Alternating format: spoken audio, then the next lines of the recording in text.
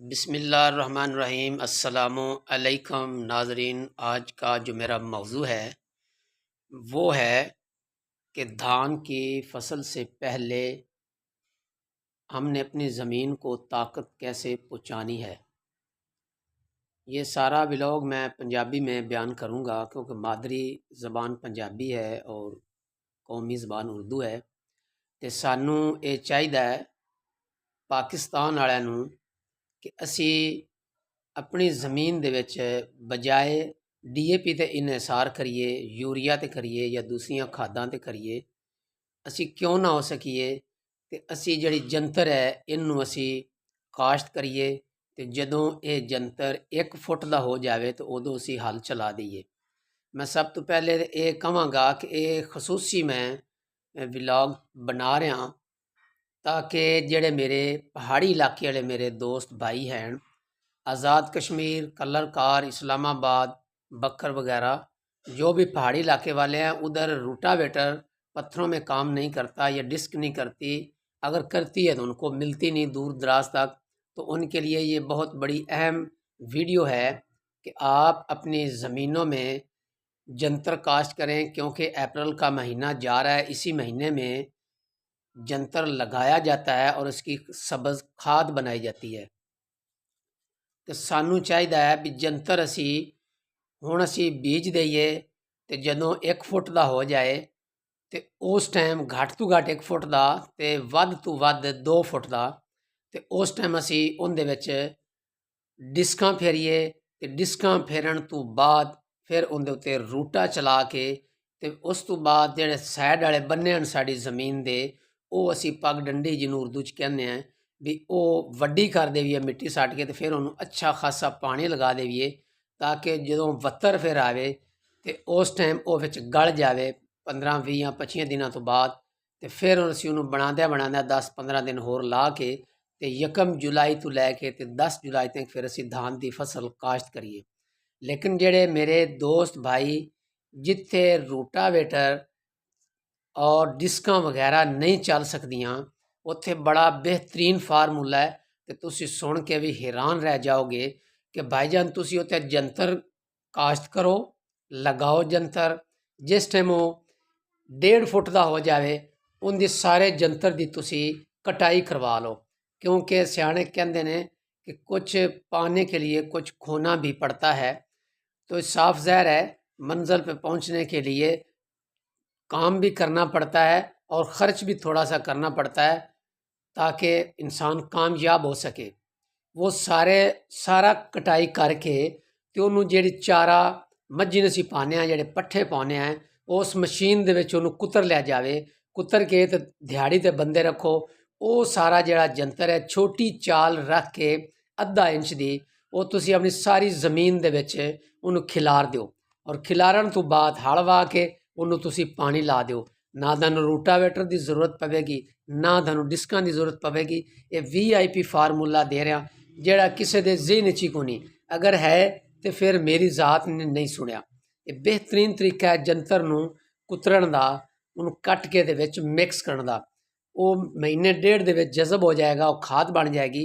उतनी देर में जुलाई का महीना आ जाएगा तो तुसी जून की 10 तरीक तो लैके जून की 15 तरीक तक तुसी धान की पनीरी काश्त करो तो ठीक 25 दिनों बाद उन्होंने तुसी जदों लगाओगे तो वो रिजल्ट भी अच्छा देगी और जुलाई की 10 तरीक आ जाएगी। ये 2 तरीके हैं और बड़े VIP तरीके हैं जंतर नू कट के लगाण दे। रूटावेटर नाल जेड़े लगा सकते हैं, डिस्कां नाल इस तरह कर लैण, जेड़े नहीं कर सकते 5000 6000 की कोई ऐसी औकात नहीं, एडी गल नहीं, होए बेहतरीन फार्मूला इस्तेमाल करन ते सानू कोई DAP की जरूरत नहीं है। तो आहिस्ता आहिस्ता अगर 2-3 साल अमल करांगे तो खादां तो साड़ी जान छुट जाएगी। तो दूसरे नंबर पर है गोबर असी ज़्यादा तो ज़्यादा डालीए। तो गोबर डालन का भी बड़ा VIP फार्मूला है। गोबर डालन का VIP फार्मूला थानू दसने हैं, बेशक थानू इलम होवे लेकिन इंशाल्लाह तुसी सुन के तो वीडियो मैं उत्ते शेयर कर रहा। ये असी जाती प्लांट लगाया है गोबर गैस वाला, उनदे विच असी रोज़ाना की बुनियाद पर एक रेहड़ी जिहड़ी है वो गोबर की जिन्हों असी गोया कहने मज्झां दा वो डालने हैं तो उन्होंने असी ਪਾਣੀ ਇਤਨਾ ਜ਼ਿਆਦਾ ਉਹਦੇ 'ਚ ਪਾ ਦਿੰਦੇ ਹਾਂ, ਇਤਨਾ ਜ਼ਿਆਦਾ ਪਾਉਂਦੇ ਹਾਂ ਕਿ ਫਿਰ ਅਸੀਂ ਸਾਈਡ 'ਤੇ ਨਾਲੀ ਬਣਾਈ ਹੋਈ ਹੈ ਜਿਹੜੀ ਸਾਡੀ ਜ਼ਮੀਨ ਨੂੰ ਉਹ ਜਿਹੜਾ ਫਾਲਤੂ ਵਿੱਚ ਗੋਇਆ ਹੁੰਦਾ ਹੈ, ਗੋਬਰ ਹੁੰਦਾ ਹੈ, ਉਹ ਬਾਹਰ ਨਿਕਲਦਾ ਹੈ। ਗੈਸ ਵੀ ਹਾਸਲ ਕਰਨੇ ਆ। ਅਤੇ ਜਦੋਂ ਸਾਡੇ ਕੋਲ ਇਹ ਗੈਸ ਨਹੀਂ ਸੀ ਤੇ ਉਦੋਂ ਵੀ ਅਸੀਂ ਇਸੇ ਖਾਡੇ ਦੇ ਜ਼ਰੀਏ ਗੋਬਰ ਨੂੰ ਹੱਲ ਕਰਕੇ ਬਿਲਕੁਲ ਪਤਲਾ ਪਤਲੰਗ ਕਰਕੇ ਤੇ ਅਸੀਂ ਉਹ ਪਿੱਛੋਂ ਪਾਣੀ ਸੀ 2 ਇੰਚੀ ਨਾਲ ਸੋਲਰ ਤੇ ਲਗਾਈ ਹੋਈ ਹੈ ਤਾਂ ਖੇਤਾਂ ਦੇ ਵਿੱਚ ਅਸੀਂ ਰੌਣੀ ਕਰ ਦਿੰਦੇ ਸੀ ਕਿ ਉਹ ਜ਼ਬਰਦਸਤ ਕਿਸਮ ਦਾ ਉਹ ਮਿਕਸ ਹੋ ਜਾਂਦਾ ਔਰ ਉਸ ਦੀ ਤਹਿ ਤੱਕ ਪਹੁੰਚ ਜਾਂਦਾ ਹੈ। ਇਸ ਤਰੀਕੇ ਦੇ ਨਾਲ ਵੀ ਤੁਸੀਂ ਇਹ ਜ਼ਿਆਦਾ ਅਸਰ ਕਰਦਾ ਹੈ ਗੋਬਰ ਅਗਰ ਤੁਸੀਂ ਇਸ ਤਰੀਕੇ ਦੇ ਨਾਲ ਗੋਬਰ ਡਾਲੋਗੇ। ਅਗਰ ਗੋਬਰ ਤੁਸੀਂ ਉਸ ਤਰ੍ਹਾਂ ਡਾਲਣਾ ਚਾਹੁੰਦੇ ਨੇ ਰੇਹੜੀਆਂ ਦੇ ਜ਼ਰੀਏ ਜਾਂ ਜਿਸ ਤਰੀਕੇ ਨਾਲ ਵੀ ਤੁਸੀਂ ਵਿੱਚ ਖਿਲਾਰਨਾ ਚਾਹੁੰਦੇ ਨੇ ਉਹ ਵੀ ਚੰਗੀ ਗੱਲ ਹੈ। ਉਹਨੂੰ ਫਿਰ ਬਾਅਦ ਤੁਸੀਂ ਪਾਣੀ ਲਾਉਣਾ ਹੈ, ਲੇਕਿਨ ਤੁਸੀਂ ਅਗਰ ਹੱਲ ਕਰਕੇ ਵਿੱਚ ਪਾਓਗੇ ਉਹ ਸਭ ਤੋਂ ਜ਼ਿਆਦਾ ਤੇ ਅੱਛਾ ਗੋਬਰ ਪਾਉਣ ਦਾ ਤਰੀਕਾ ਹੈ ਜਿਹੜਾ ਤੁਸੀਂ ਇਹ ਵੀਡੀਓ 'ਚ ਵੇਖ ਰਹੇ ਹੋ। ਅਲਹਮਦੁਲਿਲਾ ਜ਼ਾਤੀ ਸਾਡੀ ਜ਼ਮੀਨ ਹੈ ਔਰ ਜ਼ਾਤੀ ਅਸੀਂ ਤੇ ਮੈਂ ਤਜਰਬਾ ਨਹੀਂ, ਅਸੀਂ ਪਾਉਂਦੇ ਹੀ ਇਸੇ ਤਰੀਕੇ ਦੇ ਨਾਲ ਹਾਂ। ਕਮ ਅਜ਼ ਕਮ 30 ਸਾਲ ਪਹਿਲੇ ਤੇ ਅਸੀਂ ਗੱਧਿਆਂ ਦੇ ਉੱਤੇ ਪਾਉਂਦੇ ਸੀ। ਉਹ ਅਜੀਬ ਦੌਰ ਹੁੰਦਾ ਸੀ 40 ਸਾਲ ਪਹਿਲੇ, 35-40 ਸਾਲ ਪਹਿਲੇ, ਉਦੋਂ ਘੁਮਿਆਰ ਵਗੈਰਾ ਹੁੰਦੇ ਸਨ। ਲੇਕਿਨ ਫਿਰ ਉਸ ਤੋਂ ਬਾਅਦ ਉਹ ਸਿਸਟਮ ਖਤਮ ਹੋ ਗਿਆ, ਜਦੀਦ ਦੌਰ ਆਇਆ, ਫਿਰ ਰੇਹੜੀਆਂ ਦੇ ਜ਼ਰੀਏ 2 ਤਰੀਕੇ। ਲੇਕਿਨ ਇਹ ਬੜਾ VIP ਤਰੀਕਾ ਹੈ। ਤੁਸੀਂ ਇਹਨੂੰ ਖਾਡਾ ਬਣਾਓ, ਉਹਨੂੰ ਉੱਥੇ ਪਾਣੀ ਦਾ ਇੰਤਜ਼ਾਮ ਕਰੋ ਔਰ ਉਹਦੇ 'ਚ ਹੱਲ ਕਰਕੇ ਬਿਲਕੁਲ ਪਤਲਾ ਔਰ ਉਹ 1-1 ਇੰਚ ਤੱਕ ਪਹੁੰਚੇਗਾ ਔਰ ਨੀਚੇ ਜ਼ਮੀਨ ਤੱਕ ਚਲਾ ਜਾਏਗਾ। ਔਰ ਉਸ ਤੋਂ ਬਾਅਦ ਤੁਸੀਂ ਉਹਨੂੰ ਪਾਣੀ ਲਾਓ ਔਰ ਹਲ ਚਲਾਓ ਔਰ ਜ਼ਮੀਨ ਬੜੀ ਜ਼ਬਰਦਸਤ ਕਿਸਮ ਦੀ ਤਿਆਰ ਹੋਏਗੀ।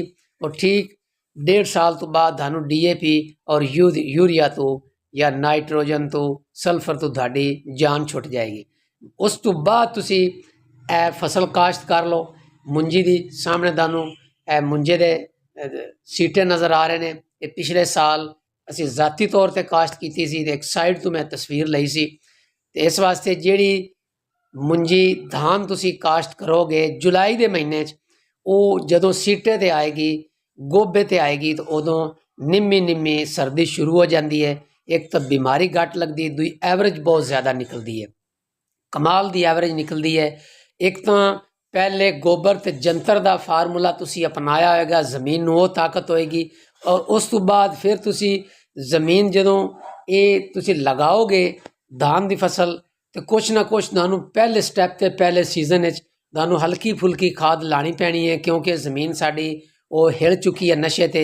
ਜਿੱਥੇ ਤੁਸੀਂ 1 ਬੋਰੀ ਲਾਣੀ ਸੀ ਤੁਹਾਨੂੰ ਪਹਿਲੇ ਸਟੈਪ ਤੇ ਅੱਧੀ ਬੋਰੀ ਲਗਾਣੀ ਪੈਗੀ ਔਰ ਦੂਸਰੇ ਸਾਲ ਉਸ ਤੋਂ ਵੀ ਜਾਨ ਛੁੱਟ ਜਾਏਗੀ। ਔਰ ਜਿੰਨੀ ਉਹ ਮਿਹਨਤ ਕਰੋਗੇ ਉਹ ਫਿਰ ਅੱਗੇ ਦੂਸਰੀ ਜਿਹੜੀ ਤੀਸਰੀ ਫਸਲ ਹੋਏਗੀ, ਤੀਸਰੀ ਫਸਲ ਉਹ ਅਗਰ ਤੁਸੀਂ ਬਾਰੀਆ ਮਕਈ ਲਗਾਓ ਜਨਵਰੀ 'ਚ, ਜਾਂ ਤੁਸੀਂ ਅਗਰ ਲਗਾਉਂਦੇ ਨੇ ਗੰਦਮ 10ਵੇਂ ਮਹੀਨੇ, 11ਵੇਂ ਮਹੀਨੇ ਜਾਂ 12ਵੇਂ ਮਹੀਨੇ ਦੇ ਵਸਤ 'ਚ, ਤੇ ਉਹਨੂੰ ਬਹੁਤ ਜ਼ਿਆਦਾ ਫਾਇਦਾ ਦੇਵੇਗੀ। ਤੇ ਇਹ ਤੁਸੀਂ ਲਾਜ਼ਮੀ ਅਮਲ ਕਰਨਾ ਹੈ, ਇਹਦੇ 'ਚ ਬਹੁਤ ਜ਼ਿਆਦਾ। ਜਿਹੜੇ ਮੈਂ 2 ਤਰੀਕੇ ਤੁਹਾਨੂੰ ਦੱਸੇ ਹਨ ਇਹ ਬੜੇ VIP ਤੇ ਅਨੋਖੇ ਤਰੀਕੇ ਨੇ। ਇਹ ਖਾਲੀ ਵੀਡੀਓ 'ਚ ਨਹੀਂ ਦੱਸੇ, ਇਹਦੇ ਤੇ ਅਸੀਂ ਜ਼ਾਤੀ ਤੌਰ 'ਤੇ ਆਪਣੀ ਜ਼ਾਤੀ ਜ਼ਮੀਨ 'ਤੇ ਤਜਰਬਾ ਕਰਨੇ ਆ। ਮੇਰੀ ਕੋਸ਼ਿਸ਼ ਹੁੰਦੀ ਹੈ ਕਿ ਅੱਲਾ ਦੀ ਮਖਲੂਕ ਨਾਲ ਮੈਂ ਉਹ ਗੱਲ ਕਰਾਂ ਜਿੰਦੇ 'ਤੇ ਮੈਂ ਜ਼ਾਤੀ ਤੌਰ 'ਤੇ ਹੱਡ ਵਰਤੀ ਗੱਲ ਕੀਤੀ ਹੋਵੇ ਜਾਂ ਮੈਂ ਤਜਰਬਾ ਕੀਤਾ ਹੋਵੇ। ਬਾਕੀ ਰਿਜ਼ਕ ਮੇਰੇ ਅੱਲਾਹ ਤਾਲਾ ਨੇ ਦੇਣਾ, ਜਿਹੜਾ ਕਿਸੇ ਦੇ ਨਸੀਬ ਲਿਖਿਆ ਹੈ। ਬਾਕੀ ਲੱਕ ਹੁੰਦੀ ਹੈ ਤੇ ਨਸੀਬ ਹੁੰਦੇ ਨੇ। ਮੇਰਾ ਮਾਣ ਹੈ ਔਰ ਮੈਨੂੰ ਯਕੀਨ ਹੈ ਕਿ ਮੈਂ ਪਾਕਿਸਤਾਨੀ ਆਵਾਮ ਨਾਲ, ਬਰੇ ਸਗੀਰ ਪਾਕੋ ਹਿੰਦੀ ਆਵਾਮ ਨਾਲ ਜਾਂ ਕੋਈ ਟਰਾਂਸਲੇਟ ਕਰਦਾ ਹੈ ਤੇ ਮੈਂ ਉਹੀ ਗੱਲ ਕਰਨਾ ਜਿੰਦੇ ਤੇ ਮੇਰਾ ਜ਼ਾਤੀ ਤਜਰਬਾ ਹੈ। ਤਾਂ ਮੈਨੂੰ ਉਮੀਦ ਹੈ ਮੇਰੀ ਵੀਡੀਓ ਤੁਹਾਨੂੰ ਪਸੰਦ ਆਈ ਹੋ। ਤੇ ਮੈਂ ਰਿਕੁਐਸਟ ਕਰਨਾ ਮੇਰੀ ਵੀਡੀਓ ਲਾਈਕ ਸ਼ੇਅਰ ਜ਼ਰੂਰ ਕਰਨਾ, ਇਹ ਵੀ ਸਦਕਾ ਜਾਰੀਆ ਹੁੰਦਾ ਹੈ ਤੇ ਇਸੇ ਪਲੇਟਫਾਰਮ ਤੇ ਤੁਸੀਂ ਮੇਰੀ ਹੈਲਪ ਕਰ ਸਕਦੇ ਹੋ। इजाज़त चाहता हूँ।